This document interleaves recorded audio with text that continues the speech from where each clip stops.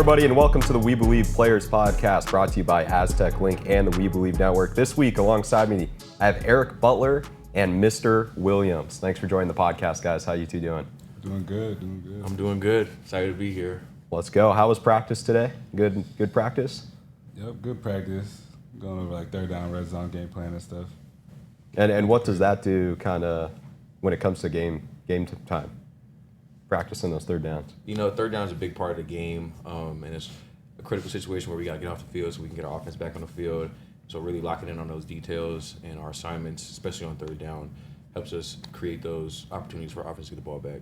And you kind of told me before we started filming you were practicing scramble stuff on the offense and kind of. Yeah. So what are you guys typically looking at when it comes to that? You know, just making sure we stay on our man in coverage as the quarterback breaks the pocket, so we don't have any big plays that can break off down the field. Gotcha.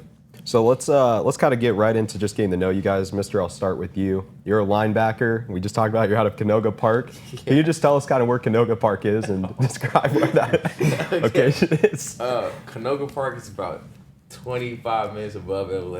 The closest biggest city is it's adjacent to Calabasas area. Too much money. Adjacent. Yeah, Too much adjacent. Not Calabasas, but adjacent to Calabasas. So whatever you think about Calabasas, do not think about Canoga Park. I'll tell you that right now. But yeah. Alrighty. Well, you decided to commit to Colorado initially when you started your collegiate career. Kind of what brought you out to Colorado, and then eventually the Incarnate Ward, and then here to the Aztecs. Yeah. So Colorado out of high school was one of my only schools that I really did have a good connection with. Especially the defensive coordinator at the time. He had come from that Georgia, Alabama defensive system. He coached along Kirby Smart and all of them, and Nick Saban, and I just liked that defense, and it was a place where I thought I could go and, be a good player. Ended up leaving in the spring of 2023, went to University of Incarnate Word, UIW, had a year and a half down there, and then I got the opportunity to come up here and get back on the bigger stage and took it, you know what I'm saying? What did going down to the FCS level kind of teach you coming back to the G5 level of FBS? I think the biggest thing was just falling in love with football again, in terms of the process of it, the game aspect of it, and just everything as a whole, getting back to my roots of just having fun and actually being able to go out there and play football and, you know what I'm saying, and perform. Well, now coming to the Aztecs, unfortunately, Tano Latuli went down with his injury, and you've kind of stepped into that role alongside Sham Bliss of being that linebacker. What has that kind of done for you, having to kind of step in, take a larger role, starting every week after week now? I just appreciate our DC and all the guys on the defense, having that same faith in me that they had in Tano, and that really just helps me carry myself so I can match the standard that we have here. So shout out to everybody. It seems like when you guys substitute in and out, that even the guys coming in secondary-wise or even third-string-wise at times, they all seem to do a really good job of knowing the fundamentals, knowing the defense really well. Why is that? Why do you guys seem to just feel comfortable when you come into the game for someone else? I think it's just because we all hold each other to a certain standard, so there's no huge fall-off between the ones and twos at a lot of our positions, and that just comes from practice and getting better each and every day and bouncing off one another, giving each other tips and coaching 100%. each other. So. And then what are you typically doing outside football, mister, to just kind of wrap up getting to know you? Outside of football, I'm getting into reading. You know Reading? What I'm saying? Studious. Yeah. I've had some people around the building recommend me some books, so I'm still trying to figure out how to attack all of those. But, reading, I'm a big TV guy, movies, anime, What's your favorite movie all time? Favorite movie of all time? Damn. I got two. Over the Hedge. Solid movie. Over the Hedge is classic, and then my other one would be Surf's Up. Over the Hedge and Surf's Up are my top two And Surf's of all Up. time. So, yeah. Chicken Joe is iconic, man. And then, what books are you reading, dude? Are we talking self-improvement here? Are we talking football? A little bit of both. Self-improvement. Some people in the building got me on this one book series called Akatar. But yeah, I'm just starting out reading. I love it. I love it. You know what I'm saying? All right, Eric, we'll transfer over to you, though, and talk about yourself. You're out of Corona, California. Right. You've been an Aztec your whole life. What brought you here to San Diego State? What brought me here initially was the defensive culture here. I'm a defensive player, so the standard here, year in, year out, defensively is really high, and I wanted to come be a 100%. part of that. So, Well, we were talking about it, too, before you got here, Yeah. about having to get 5 turnovers every practice. Yeah. And I've heard that just jumped. It used to be 4, and now it's 5. What does that do? that just Week in, week out. trains us to always be hunting the football, and you see it translate in the game. Everybody's taking shots on the ball. Just every time the ball's in the air, it's ours. It belongs to us in the back end. So, Now, last year you guys were 3-9, and the defenses stayed completely together going into this season. It seems that you guys kind of knew. I was talking about this with Bryce Phillips, that you guys were going to be good this year. yeah. What was the conversations like in the offseason? How did you guys kind of know that this season was going to be yours? I would say one, because playing with a group of guys for multiple years builds chemistry, and like that goes a long way. Like especially in the secondary, like you see different things in the game that you handled already together. So it's nothing Gotcha. new when you see it again. Was there conversations with Lewis at all of like, you guys are going to be solid next year, you have nothing to worry about? Or No, not really. It's just, and then also in the off season, after having a season like we did last year, there's no break days, there's no off days. Every single time we came in, all the way since January 20th, around Yeah. there when we first came in for this season, for this year, just working. it gives you guys that chip on your shoulder, I'm assuming. And then what are you doing outside football? What are the hobbies like? How you staying busy? I'll be on the game a lot. Be on 2K as of Okay. recently. 2K. Hang out with my girlfriend. Got I've been you. cooking a lot more. Been cooking a lot more too. She helping with that, or Yeah, she's helping with that. gotta love it. Yeah. Movies too, shows. Yeah. All that, yeah. Just relaxing mainly in your Yeah. free time, I'm assuming. Yeah. We were talking about how you're sore at this point of the year. Yeah. You got to recover a lot. How you guys recover? Just Yeah. kind of relaxing, I'm assuming. And Yeah, nothing really outside. I'm doing a lot of yeah. Yeah. Well, let's kind of look back here to the Boise State game. You beat them 17-7 here at home. What was it like playing in the rain in that second quarter, first off? I mean, I have to imagine it was a little difficult out there out on the field. Yeah. Yeah. I'm not gonna lie. Me personally, I love playing in the rain. If I'm not slipping, the ground. real is- football right yeah, there. I love playing in the rain. So Yeah, it was fun to play in the rain. I feel like going back to like playing football as a kid, like as a youth. You know what I'm saying? Oh, yeah. Like the only hard part is like jerseys start getting wet. You know what I'm saying? It's harder to tackle. People are a lot more slippery. You know what I'm saying? So how do you counter that? Is it just more of getting more fundamental with the tackling, or? A little bit of that, and then like as a defense, we just know we got to swarm for the ball for Yeah. real, because at any moment somebody could slip off, Yeah. and as long as if all 11 of us are there, they're not slipping off everybody. So Yeah. that's the main thing. Just really rally to the ball. So as a defense, you guys seem to really struggle against Hawaii, and now you've responded by only allowing a touchdown against Boise State. What were the conversations over the course of that week to kind of bounce back in that way as a defensive group? I think for a lot of us, it was just getting back to who we are. I feel like we got thrown out of whack a little bit, and it kind of took a hit on everybody. in Couple different injuries, ways. too. Yeah. So I feel like once we shook back from that and realized like who we are as a defense, taking pride in ourselves again, like having that attitude that we've always had all year, I think once we got that back, obviously, we go back home, only give up 7. So I think just an attitude adjustment from our side. 100%. Anything you want to add to that? no, you pretty much hit it on the nail. So And then going in the halftime against Boise State, super close game still. It wasn't really in anyone's hands yet. What were kind of the conversations like coming into halftime, getting ready for the second half, making sure you were prepared out there the same you were in the first half? it's the mindset of coming out and score 0-0, just going in, drive out, just doing our job, not letting them score points. Like that's our job. Doesn't Gotcha. matter what the other side of the ball is doing. We control what we can control. So Yeah. Like EB said, like it's just a whole bunch of like 0-0, you know what I'm saying? control what we can control, and the score don't matter to us.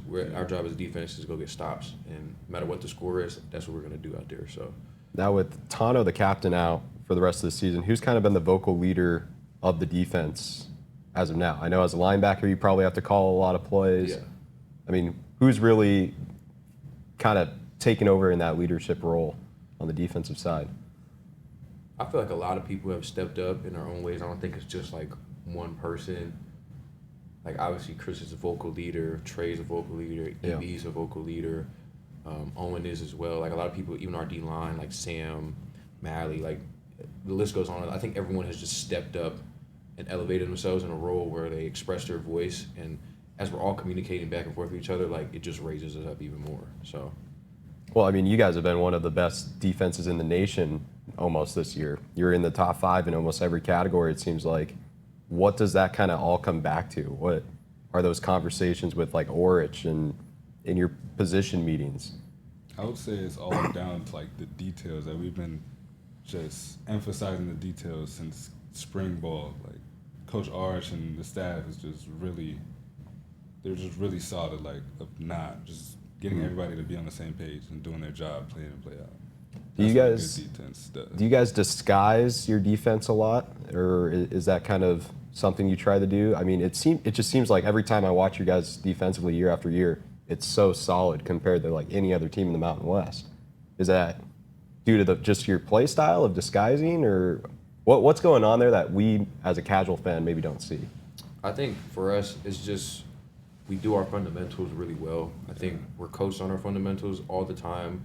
Like you was talking about earlier, the staff done a great job. Like one of the things they've been saying all year is like devil in the details. So it's like any call we do run, we're so fundamentally sound in all aspects of it against whatever may come our way. But we know our rules, we know our assignments, our alignments, and I feel like that's what helps us because we're not really ever out of position too much on defense. Are you guys? So I'm assuming you know all the play calls by heart, probably. Yeah. I was talking with Hendo last week on the pod, and he said he struggled tremendously on his side of things, just kind of learning all the play calls, learning what he had to do, and trying to like internalize all that. What do you guys do to kind of study everything, make sure you know everything when it comes game time? Are you talking about like game plan wise? Just like when it comes to the play calls, even. Okay, that was like more in the spring ball when the defense was new. Me personally, I just watch film and pause it, look at the call, and just go through it in my head of what my eye progression's gonna be. If I see this, what I'm gonna do, just do that for every call as I'm watching film, and over time, become to like get faster and faster. Yeah. at it. I'm assuming it's a little bit different, maybe for a linebacker. Or? Not so much. I feel like I'm in the same way. It's just like I just try to keep all the calls fresh. So it's like we'll get, a list of our calls for the week. So like EB said, I'll just go through film. All right, they'll run this play. I'll probably go over like three different calls to see what I would do on the play. Go to the next play, do another 3. You know what I'm saying? Just keep that always fresh in my head. So like I always have like if someone sits on the field, I'm like, okay, I know you got this, or you know what I'm saying, I know what I'm looking for in certain. Makes complete sense. Well, let's look ahead now to San Jose State. Currently 3-7 on the year. They're staying 10th in the Mountain West. A lot of people look at that. They say, okay, that's a game we should win, right? But their pass game is ranking like top 4 in the country. How do you guys prepare for that and this crazy passing attack that they showcase game after game almost? It's just practice like, we're going to see. They're similar offense to Hawaii, not crazy similar, but are similar in like play calling and stuff like that. So just really honing in at practice because that's the looks we're going to see. So that's 100%. pretty much it. Yeah, I would say just like, just really diving into our game plan as, the staff is set up for us, and then doing our best to execute to the highest level that we can. It's the only way we can just prepare for the people in front of us. Now, they average almost 2 turnovers a game as well, on top of being such a great passing offense. How do you make sure you take advantage of everything they're putting on the ground? Fumbles, throwing it in the air, maybe bad passes. I think it goes back to like just some of our practice habits of like, trying to get 5 turnovers a day. So really hunting for the ball like in any situation. Like if it's up in the air, I know the back end's gonna go get it. If it's running through the gaps, someone's gonna try to punch it out. You know what I'm saying? Second man in. But yeah. Awesome. EB, you need to add anything to that, or? No, I pretty much nailed Perfect. it. Yeah. Well, what we usually do at the end is we just have you two ask each other a question. Can be anything. Do you have a question for each other? I got a question for you. What's up, bro? What's up, bro? If you were a fruit, what fruit would you be? Like any fruit. If I was a fruit, Yeah. I gotta give it like an explanation too. I mean, that'd be nice. Okay. You know what I'm saying? I You was just a can't throw out fruit. strawberry. Like, why strawberry? If I was a Yeah. fruit. Like, you be orange. Nothing you too sweet for sure. A fruit. Maybe like. What kind of question? It sounds like a trick question. I'm gonna say a banana because I was gonna say, yeah.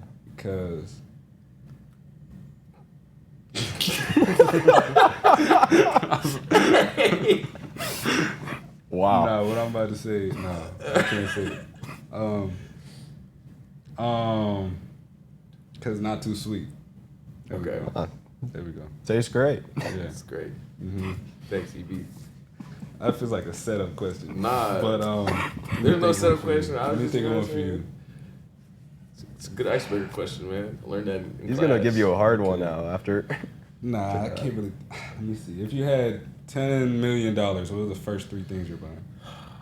First three things I'm buying. Yeah. Dang, I don't really need too much.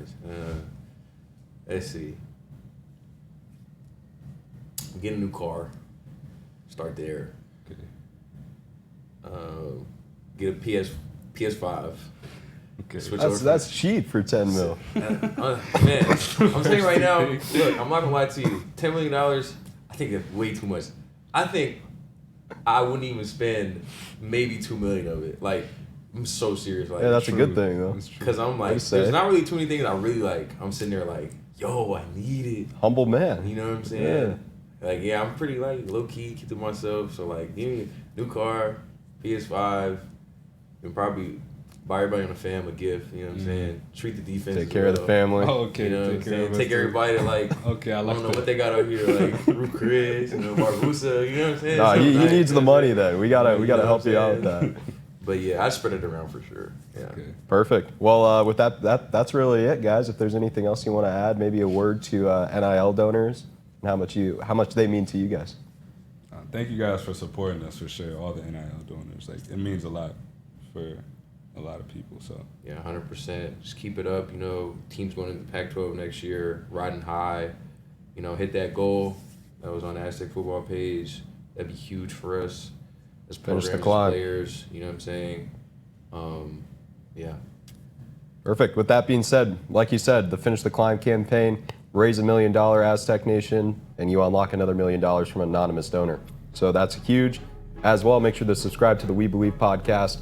Your donations go directly to student athletes. Thank you all for tuning in once again. We'll see you next time on the We Believe Players Podcast.